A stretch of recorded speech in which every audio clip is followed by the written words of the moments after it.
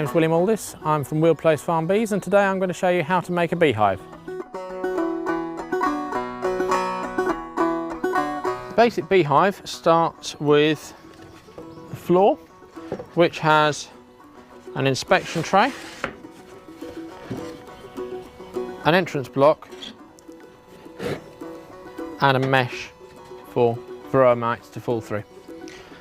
The next section of the beehive is the brood box, and that sits on top of the floor.